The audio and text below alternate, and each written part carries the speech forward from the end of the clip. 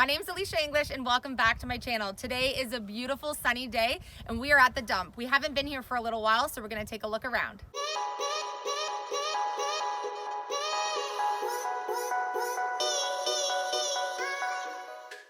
Today is super exciting because we're going to one of my favorite places to be able to go and find treasures. We are headed to the dump. We know from our channel analytics that just like us, Trash to Treasure series is popular with everyone on our channel. So we're really excited that today the dump was open and we were able to go and search for treasures. It's always an adventure on what you're going to find when you get there, which is a lot of the fun of it. Let's go on our adventure to the dump.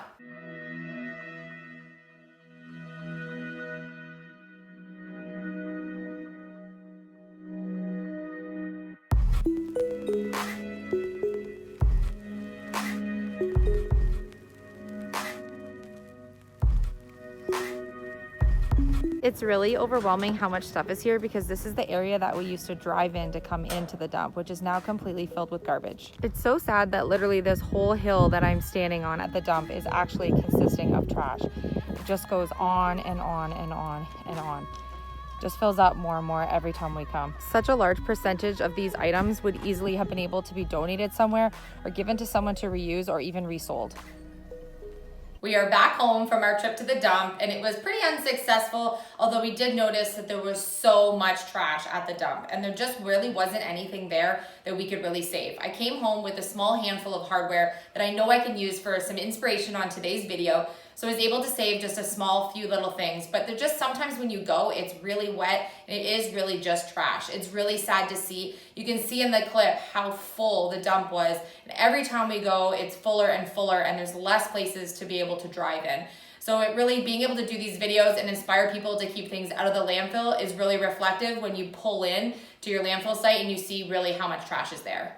It's always fun when you go to the dump and you find some amazing pieces of furniture or something that you really don't even know how to identify, but you know you have some kind of an idea in your head on what you can turn it into. And sometimes you go and you just find really small items that give you that little bit of inspiration to work on another project. So while I was there today, I was able to find some amazing hardware that I know I can use for a great tray that we're going to make during this video. So this video is going to be a combination of trash to treasure as well as thrift to treasure because I had a few items that I've been waiting to do a kitchen inspiration with. And so because my tray goes along with some other kitchen items I was planning to use this week, we're going to put them all together and make some awesome creations. Here are the two hardware handles that I found on a kitchen cupboard door at the dump. I was able to use my screwdriver, which I keep in my truck because you never know when you're going to need a screwdriver. And I removed these to be able to use them for a kitchen tray that I'm going to make to sit either on our table or on our counter. So we're going to use these to make a wood tray today using scrap wood and these upcycled handles. I also have a few other thrifted items I'm going to show you that we're going to use to add a little bit of personalization to a kitchen space. Whenever I'm thrift shopping, I always find these mug racks and they're perfect to use for all different types of projects. You could store scissors on them in your craft room, hang mugs on them, even hang maybe some jewelry or something. You can upcycle these for many different purposes, but they are really good functioning just for mug racks. So we're going to paint this wood mug rack today, be able to add a little bit of color to my kitchen counter. Another item that I love looking for at the thrift store is salt and pepper shakers. You can find amazing wooden salt and pepper shakers. Pepper shakers in many different sizes and different wood stains. And sometimes they're beautiful just the way they are, which in many cases they come in different shades of stain. And sometimes it's fun to paint them and add a little pop of color to your kitchen space. So I found these great thrifted salt and pepper shakers, which I actually loved all the detail on. You can take these apart and clean them really thoroughly and add color to them. I'm going to paint these and do some distressing and be able to add just that little pop of green into my kitchen. These sell really well in my shop and it's another idea to be able to use these in gift baskets. If you need to take a housewarming gift for someone, these are adorable to put with a nice set of tea towels hand painted. Who doesn't love handmade, made with love gifts? We have a child at our home with allergies and he needs to have egg-free bread. And so I've always wanted to have a vintage bread box to be able to store and keep his bread fresher. He doesn't go through bread loaves very quickly, eating them on his own. And so I found an amazing metal bread box that I'm going to transform to look a little more modern during this video. I have painted wood bread boxes before and added distressing and made them look really farmhouse. They turn out really great, but I haven't worked on a metal one yet. So we're going to take this all apart and see what we can do with it.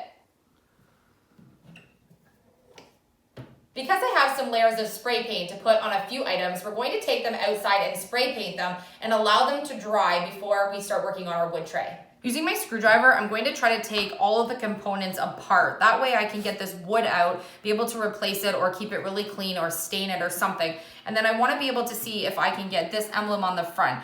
I don't know if it connects from the inside or if I maybe can use my heat gun to release the glue.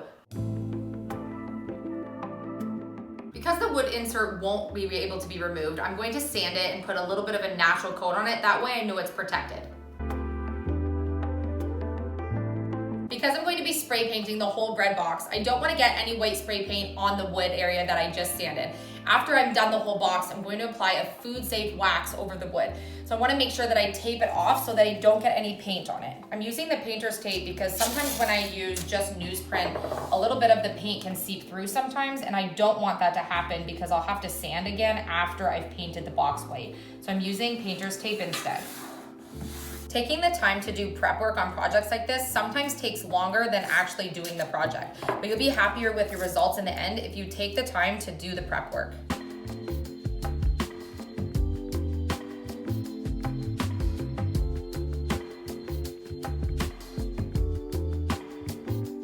While I'm spray painting my box white, I'm going to paint the hardware for my tray black, including the screws. That way when I actually put these onto the handles, they'll all be black.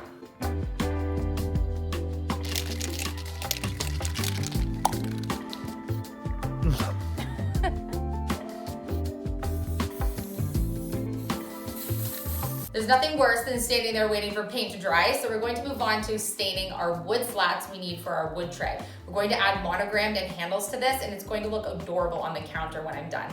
So I'm going to use 2 pieces of wood that I have left over from a recycled project, and I'm going to cut it to 30 inches long. I need 2 boards.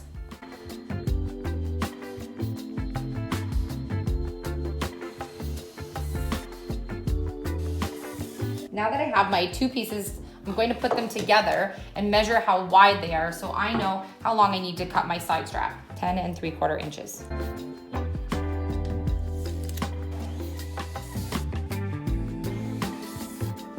I've got my 4 pieces ready, and I'm going to use my palm sander and give them a really good sand before I apply stain.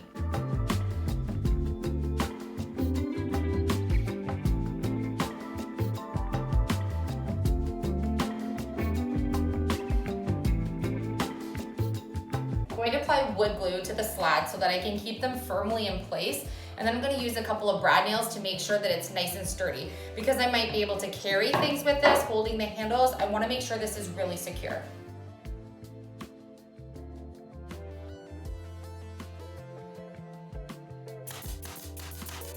I always use clear contact paper when making stencils with my Silhouette Cameo. I was out of the material that I always use, so rather than going all the way into the city, I'm just using some colored shelf liner to be able to cut it out. I keep my cut settings the same. It's just a little bit harder to be able to see where you need to weed out your lettering. But since I do this all the time, I'm going to do this really quickly, and then we're gonna put a monogram on our tray. I've created our initial of our last name English, so E for English, and I'm going to put this on first using black paint. Once it's dry, I'm going to use our last name monogram of English, almost said my first name, and then I'm going to put it on top using a lighter color. I've added just a slight bit of gray to my white paint. That way I'll get better coverage over black. It still looks like white paint when it's done, but just adding that slight bit of gray gives it a little bit more of a color to be able to apply over black paint.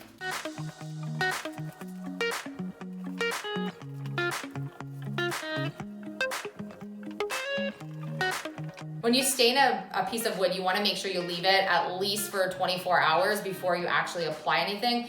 It didn't help my vinyl stick very quickly, so I wanted to be able to leave this a lot longer. By creating the video, it just doesn't stick as well, so you want to make sure that you leave it for as long as possible. Using a makeup sponge, I'm going to sponge with black paint over my letter.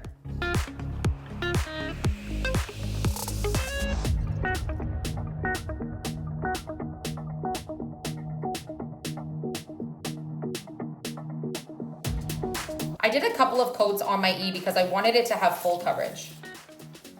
I'm going to wait for this to dry for a second, and then I'm going to put my word English over top.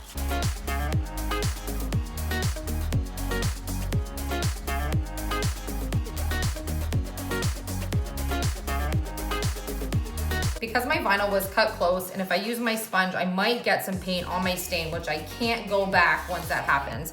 I'm going to use a little bit of painter's tape around the edge to give me a little more grace room.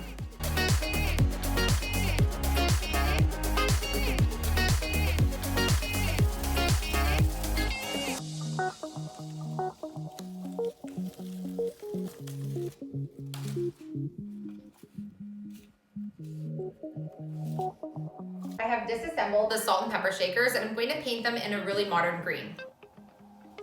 My mug rack is already a raw wood, and so I want to change it into the stain color that I choose to have in my house, which is my favorite stain color by Minwax, and it's called Provincial. So I'm going to rub some stain all over this.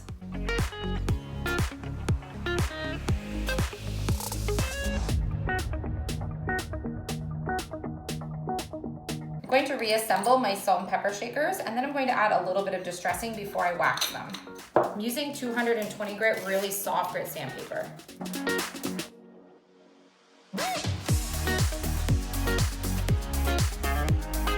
Now that the hardware that I found at the dump is actually spray painted black and all dry, we're going to put it onto our tray that we created.